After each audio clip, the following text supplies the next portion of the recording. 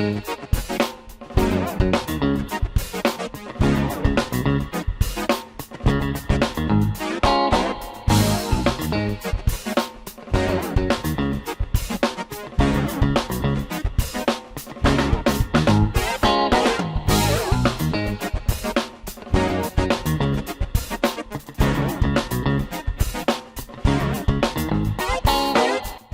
Sobat Rubrikmu, gimana kabarnya?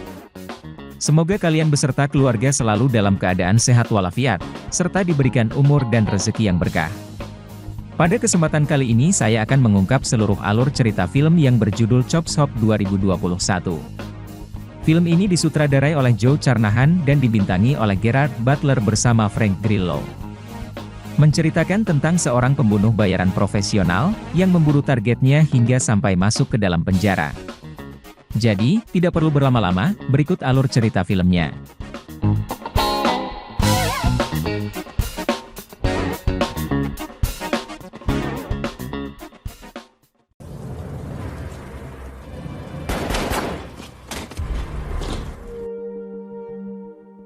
Diawali dengan seorang penipu ulung bernama Teddy, yang nampak ketakutan seperti sedang dikejar oleh seseorang.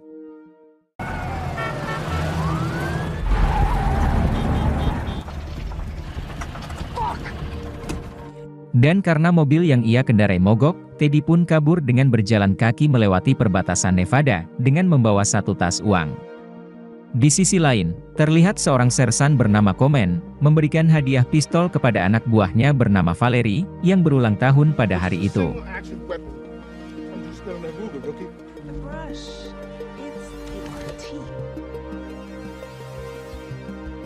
Tidak berselang lama, mereka mendapatkan informasi bahwa sedang terjadi keributan di sebuah pesta pernikahan.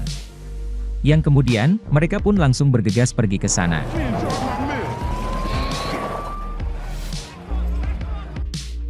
Setibanya di tempat tujuan, Valerie yang sedang melerai keributan, tiba-tiba saja dipukul oleh Teddy dari belakang. That's what I thought. One of you people please fucking arrest. Untungnya, Valerie berhasil melumpuhkan Teddy dengan senjata kejut listrik, kemudian menahannya dengan tuduhan penyerangan, yang mana aksi tersebut juga disaksikan oleh seorang pembunuh bayaran bernama Bob dari kejauhan. Bisa dipastikan bahwa Teddy sengaja menjebloskan dirinya ke dalam penjara untuk menghindari kejaran Bob yang berusaha membunuhnya.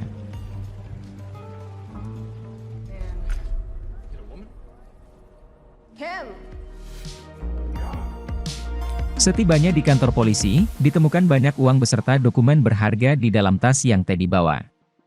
Tanpa sengaja Valerie juga mendapati luka tembak di perut Teddy, dan menanyakan apakah sebenarnya yang terjadi kepada dia. Namun Teddy sendiri lebih memilih untuk tidak buka mulut.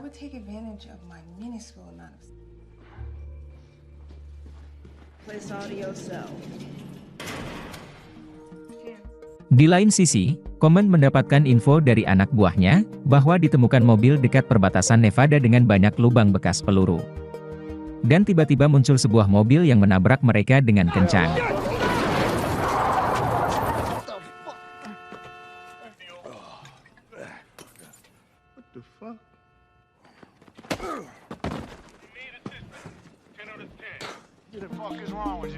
Mengetahui si pengendara tersebut sedang mabuk berat, mereka pun langsung membawanya ke kantor polisi dan menempatkannya satu sel dengan napi yang juga sedang mabuk.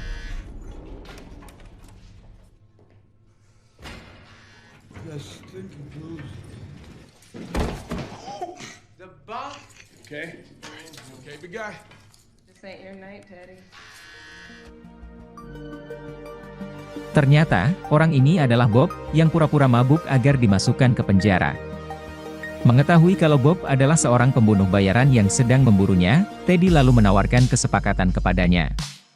Dengan bayaran 2 kali lipat dari yang ia terima dari kliennya. Namun, Bob yang merupakan pembunuh bayaran profesional, ia menolak tawaran tersebut dan tetap dengan misinya untuk membunuh Teddy. You know what? Actually, you can't do a fucking thing. It's up to you where I go next. Di sisi lain, sersan Komen terlihat sangat marah, karena tidak menemukan anak buahnya bernama Hamber. Big ass up here! Don't make me come looking for you! I'm doing everything that I can. I'll probably Humber sendiri ternyata sedang bersembunyi di toilet sambil menelpon seseorang. Terlihat dari gerak-geriknya, Humber ini adalah seorang polisi korup. What do I need to do? Sementara Jack, teman satu sel Bob yang baru sadar, terlihat seperti tidak suka dengan kehadiran Bob. Dan dia sengaja memancing emosi Bob dengan mengejeknya. Dia tidak tahu bahwa identitas Bob sebenarnya adalah seorang pembunuh bayaran yang sangat berbahaya. Hingga ketika jam menunjukkan tepat pukul 12 malam, Bob pun langsung menghajar Jack untuk membuat kekacauan.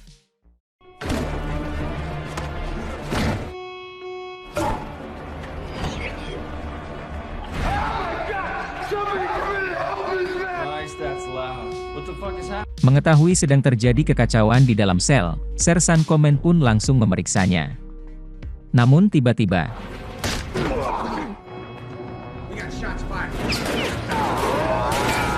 untungnya Teddy berhasil selamat dengan bersembunyi di bawah ranjang.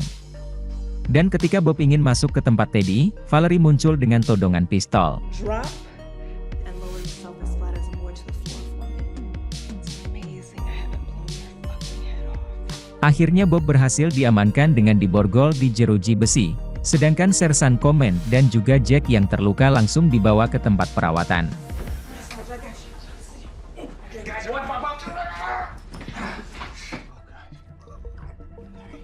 On a fucking cadaver was it a cadaver before we did it. That's how you. Setelah mengobati Sersan Komen dan juga Jack, Valerie kembali ke sel untuk menginterogasi Teddy dan juga Bob. Valerie bertanya, mengapa Bob mau menjebloskan dirinya ke penjara hanya untuk memburu Teddy. Dan Teddy juga rela masuk ke penjara untuk mengamankan diri. Why is he trying to kill you, Daddy? Why don't you ask him? Meski sempat menolak untuk bicara, Teddy pun akhirnya mau buka mulut, karena Valerie mengancam akan memasukkan Bob satu sel dengan dia. Sehingga terungkap, ternyata Teddy adalah seorang konsultan ulung yang bekerja untuk para orang kaya, termasuk juga para mafia dan pejabat. Namun dalam pekerjaannya, Teddy banyak melakukan penipuan dan membawa kabur aset berharga beserta uang milik para kliennya. Oleh karena itulah, ia sekarang banyak diburu oleh para pembunuh bayaran dan salah satunya adalah Bob, seorang pembunuh bayaran yang dikirim oleh salah satu mantan kliennya. The money once. Teddy, you're about to perjure yourself. Teddy juga memberitahukan, kalau sebelumnya ia juga sempat menyerahkan diri kepada polisi Nevada. Tapi, bukannya mendapatkan perlindungan, ia malah dibawa ke suatu tempat untuk dihabisi. Karena ternyata, polisi itu juga mengincar uang curian milik Teddy.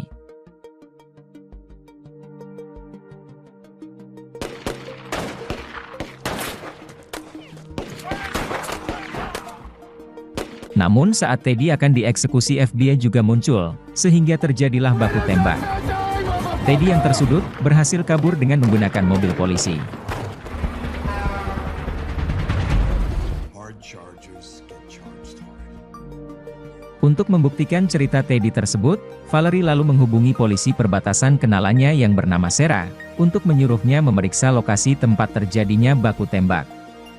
Tanpa Valerie sadari, ternyata Sarah juga merupakan polisi korup yang sedang memburu Teddy. Thank you. We got a cop in Gun Creek asking too many fucking questions. Mengetahui kalau Bob adalah pembunuh bayaran, Valerie juga meminta rekannya yang bernama Crumble untuk memeriksa latar belakang Bob. Di sana Crumble melihat foto seorang pembunuh bayaran bernama Anthony yang dikenal sangat sadis, layaknya seperti seorang psikopat. Di saat bersamaan, Anthony tiba-tiba saja datang dengan menyamar sebagai pengantar balon ulang tahun. Crumble yang melihatnya pun sempat menyadari, namun sayangnya sudah terlambat. What are the odds? Oh, shit. Semua petugas yang datang juga dihabisi oleh Anthony yang kemudian disusul dengan munculnya Valerie.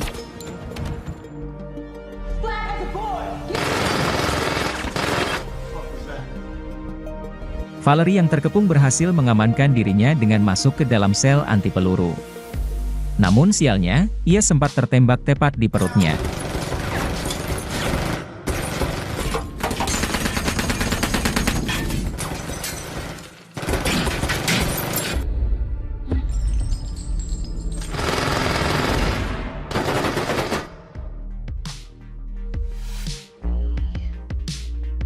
Sementara Humber yang mendengar suara tembakan tersebut dari ruang perawatan langsung melancarkan aksinya dengan menembak mati Sersan Command dan juga Jack.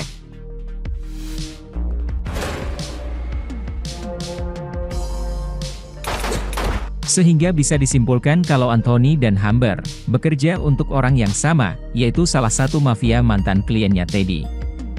Jadi di sini Anthony dan Bob bersaing untuk membunuh Teddy, karena diketahui mereka berdua bekerja untuk orang yang berbeda. Bob, we're gonna do him to the death. He's a psychopath.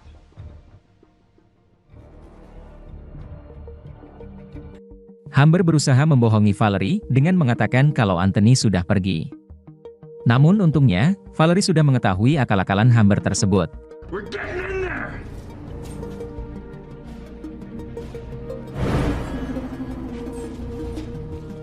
Tidak ingin buang-buang waktu, Humber dan Anthony pun berusaha masuk dengan membobol tembok. Sedangkan di dalam, Teddy terus merayu Valerie agar mau membebaskannya dan sebagai gantinya dia akan membantu Valerie untuk mendapatkan obat.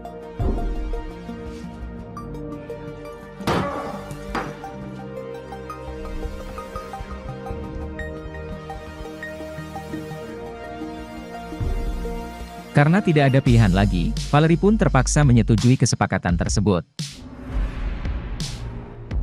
I got that last week. Di sisi lain, Bob memberitahukan kepada Teddy kalau anak dan istrinya sudah dibunuh oleh Anthony, dan itu membuat Teddy sangat murka. Yeah, I was in. Tak lama kemudian, terlihat dua orang polisi yang baru datang dari bertugas. Dengan bingung mereka pun bertanya kepada Humber, apakah sebenarnya yang terjadi. Namun tiba-tiba, di saat bersamaan, mereka dikagetkan dengan kemunculan Teddy. Merasa kalau Teddy sudah membohonginya, Valerie pun memutuskan untuk membebaskan Bob. Sedangkan Teddy sendiri terus berusaha memburu Anthony dan juga Humber.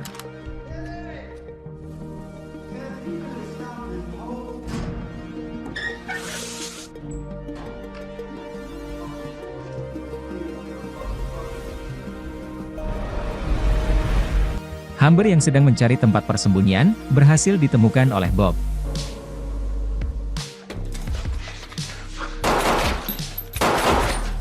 Dan kemudian, Bob menggunakan Humber sebagai umpan untuk memancing kemunculan Anthony.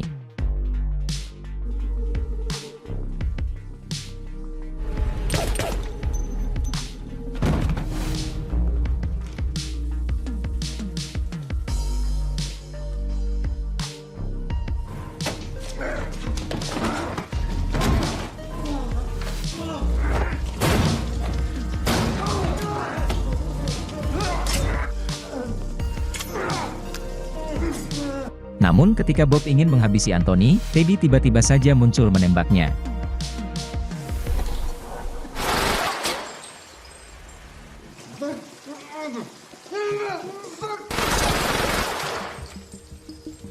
Dirasa semuanya sudah selesai, Teddy lalu membakar tempat ini kemudian pergi ke dapur untuk mencari makan.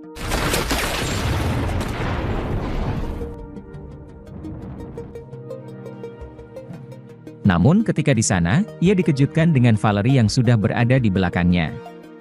Valerie mengatakan kalau dia tidak akan bisa lolos, karena dia sudah menghubungi FBI, yang kemungkinan akan tiba sebentar lagi.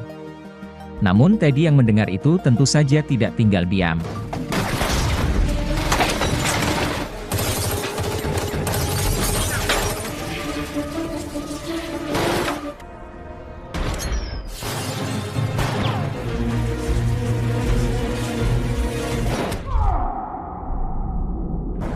Ketika Valerie ingin membunuh Teddy, Sarah tiba-tiba saja muncul menembaknya.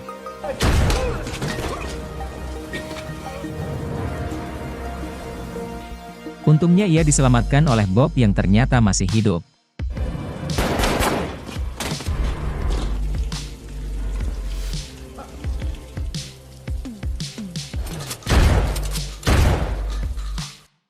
Setelah berhasil membunuh Teddy dan mengambil kembali apa yang dicuri, Bob pun langsung bergegas pergi meninggalkan tempat ini, yang kemudian disusul dengan datangnya FBI.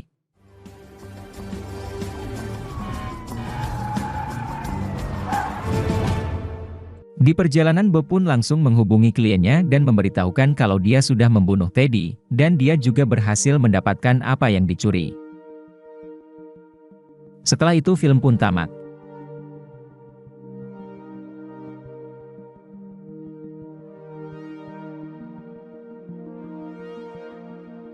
Oke Sobat Rubrikmu, semua itulah tadi alur cerita film Chop Shop 2021. Semoga kalian bisa terhibur dengan alur cerita film ini dan sampai jumpa di video selanjutnya.